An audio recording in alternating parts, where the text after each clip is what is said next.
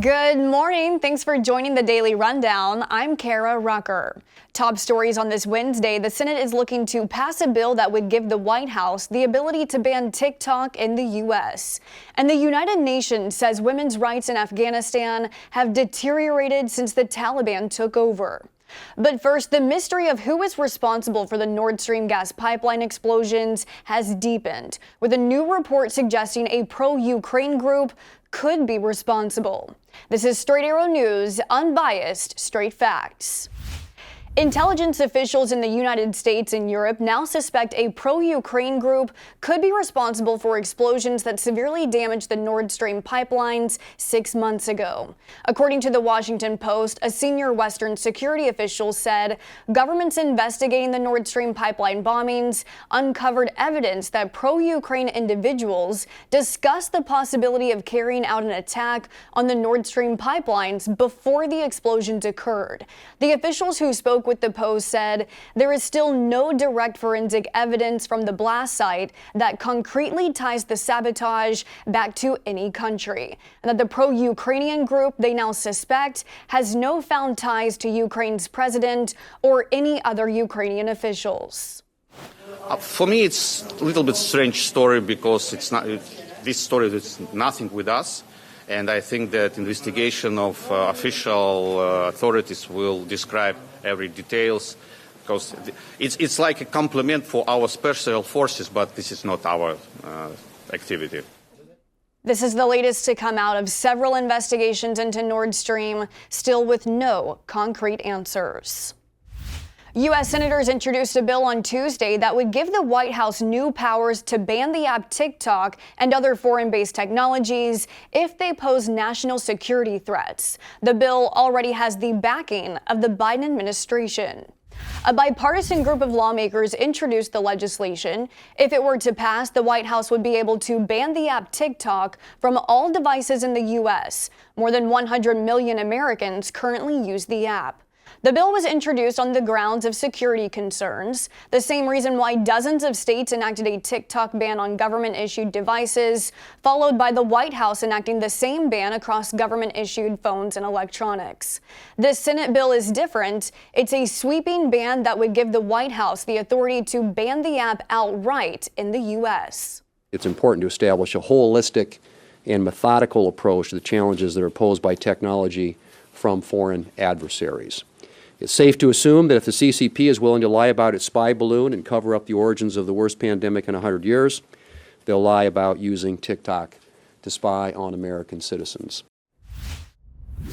A new report released by the United Nations this morning reveals Afghanistan has become the most repressive in the world for women and girls following the U.S. withdrawal and Taliban takeover in the region. In a statement released today on International Women's Day, the UN said new rulers in Afghanistan have imposed rules that leave most women effectively trapped in their homes. Girls can no longer continue in education after the 6th grade. Women are banned from public spaces such as parks or gyms, limited on work opportunities, and must stay covered from head to toe. The UN says the consequences of repressing women will be felt across Afghanistan, including a rise in poverty and further isolation from the rest of the world. Meanwhile, in Iran, where protests over women's rights have continued for some 6 months, schoolgirls have been found poisoned by the hundreds, and now arrests have been made. At first, it was speculation whether the more than 1,000 schoolgirls poisoned was a deliberate act.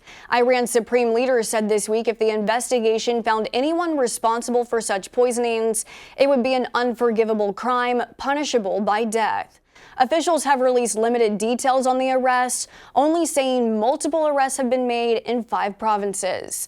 None of the 1,200 reported poisonings have resulted in death, and most girls recovered after a few days.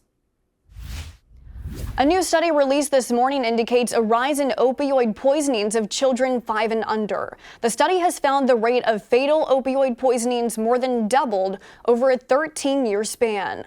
Among poison-related fatalities, over-the-counter pain medication, cold and allergy medication, and opioids all contributed to child deaths. In 2005, a quarter of child poisonings were caused by opioids, but opioids accounted for more than half of the deaths by 2018. 731 children total died from accidental poisonings. More than 40% of deaths were infants less than a year old.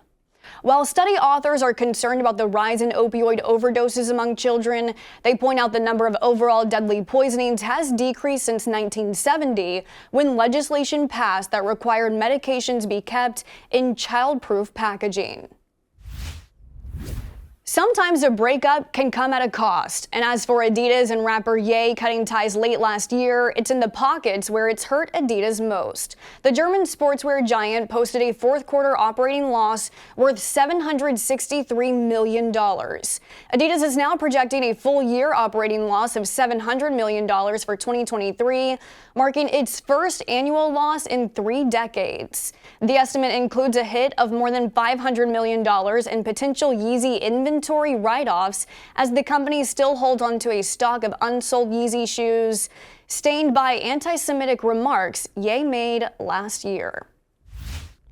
These are your top headlines on this Wednesday morning. Thanks for watching the Daily Rundown with Straight Arrow News. We're on a mission to bring back trustworthy journalism by only serving you, not an agenda. We'll see you back here tomorrow morning. Until then, I'm Kara Rucker. Have a great day.